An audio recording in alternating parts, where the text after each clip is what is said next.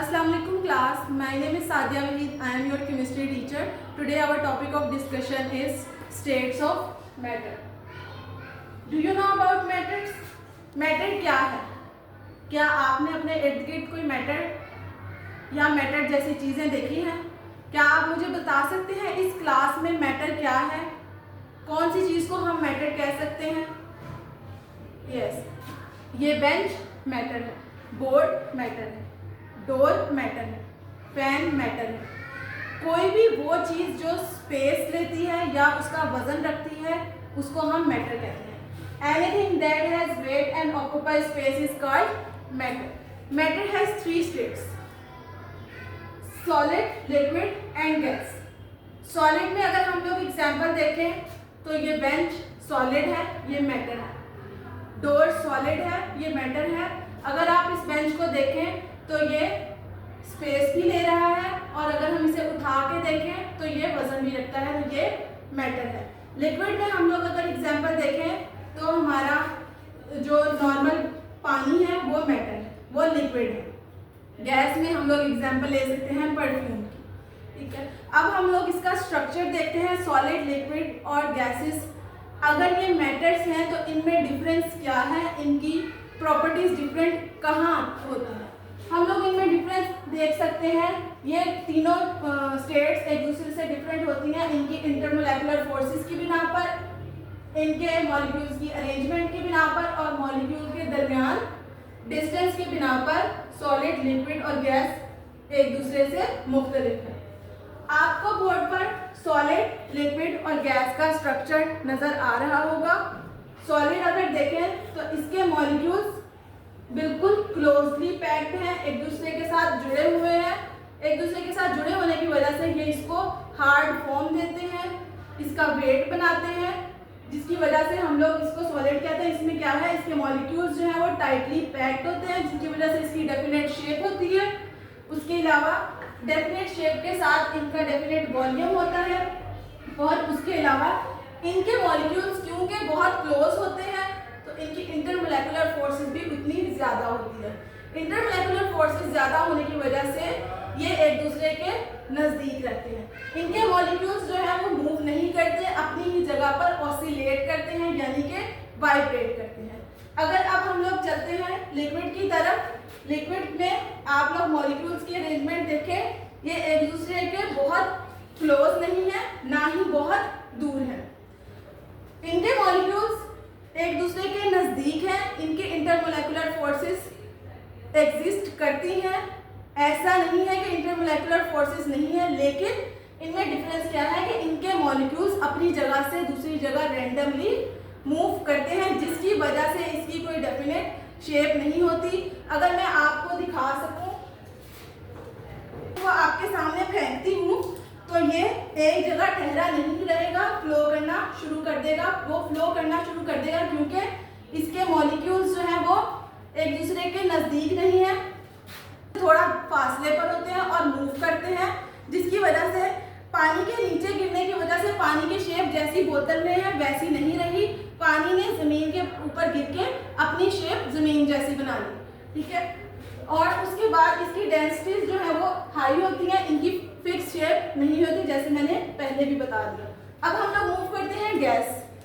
Gas क्या है, gas के मॉलिक्यूल्स देखें, गैस के मॉलिक्यूल्स की अरेंजमेंट देखें, गैस के मॉलिक्यूल का डिस्टेंस देखें, बहुत ज़्यादा है। मॉलिक्यूल्स बहुत दूर दूर होते हैं, फार अपार्ट होते हैं और इजीली कंप्रेसिबल होते हैं। इनकी डेंसिटीज लो होती हैं। इनके मॉलिक्यूल्स क्योंकि बहुत दूर हैं और इनकी कोई अरेंजमेंट नहीं है, इनकी कोई फिक्स शेप नहीं होती, हम लोग गैसेस को इजीली कंप्रेस कर सकते हैं। इसकी मिसाल में मैं आप लोगों को स्प्रे करूंगी, इसकी स्प्रे पूरे कमरे में फैल जाएगी। वो क्यों फैल गई, क्योंकि इनके मॉलिक्यूल्स में इंटरमोलेकुलर फोर्सेस नहीं है, वो मॉलिक्यूल्स दूर दूर हैं, इनकी डेंसिटीज नहीं है, इसकी वजह से इसने फौरन से कमरे में फैलना स्टार्ट कर दिया, ठीक है। लेकिन अगर हम सॉलिड को देखें तो सॉलिड जिस जगह पे पड़ा है वहीं पड़ा रहेगा, ये खुद से मूव नहीं करेगा। अगर हम लोग इसको जमीन पे भी फेंकेंगे तो ये जमीन पर अपनी शेप खराब नहीं करेगा, इसकी शेप सेम ही रहेगी। आई होप आपको मेरा आज का लेक्चर समझ आया। बच्चों अब मैं आपसे पूछ पूछना चाहूंगी कि आप मुझे एक क्वेश्चन बता सकते हैं कि सॉलिड को कंप्रेस किया जा सकता है इनके मॉलिक्यूल्स के अरेंजमेंट के बिना पर? लिक्विड को कंप्रेस किया जा सकता है या गैस को कंप्रेस किया जा सकता है?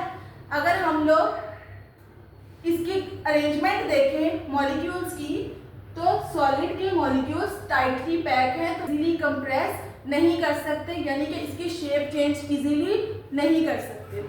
नंबर 2, लिक्विड के मॉलिक्यूल्स फार अपार्ट हैं, तो ये इजीली इनको कंप्रेस करने में थोड़ी फोर्स लगेगी, ये लेकिन कंप्रेस हो सकते हैं। गैसेस जो हैं ये इजीली कंप्रेसिबल है, इनके ऊपर कोई फोर्स की जरूरत नहीं है, ये इजीली कंप्रेसिबल है क्योंकि इनके मॉलिक्यूल्स जो है वो दूर दूर है और इनके मॉलिक्यूल्स के दरमियान कोई डेंसिटी नहीं है। आपको मेरे लेक्चर से क्या समझ आई?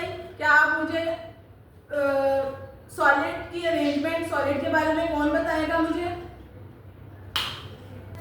स्टूडेंट्स, कल आप लोग अपने साथ हम लोग ग्रुपिंग करेंगे। ग्रुपिंग में एक ग्रुप आइस लेकर आएगा, दूसरा ग्रुप लाइटर लेकर आएगा और तीसरा ग्रुप पेपर लेकर आएगा। हम लोग क्लास में सॉलिड, लिक्विड, गैस तीनों स्टेट्स को डिफाइन करके देखेंगे एक्सपेरिमेंट के थ्रू। आइस वाला एक्सपेरिमेंट कैसे करेंगे? आइस एक सॉलिड फॉर्म है लिक्विड की, जिसको हमने फ्रीज किया होता है। जैसे ही आइस को हम लोग एयर में रखेंगे, आइस मेल्ट होना स्टार्ट हो जाएगी। मेल्ट होकर क्या होगा कि आइस जो है वो लिक्विड में चेंज हो जाएगी, सॉलिड से लिक्विड में चेंज हो गई।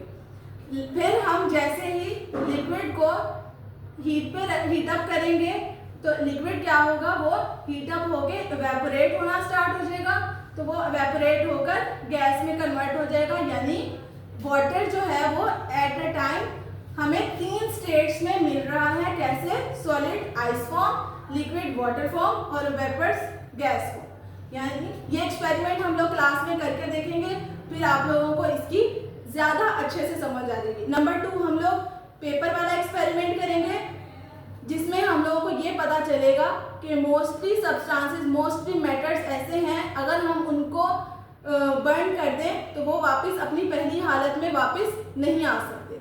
अगर हम लोग पेपर को बर्न कर देंगे तो पेपर जो है वो वापस अपनी पहली हालत में, पहली स्टेट में नहीं आ सकेगा।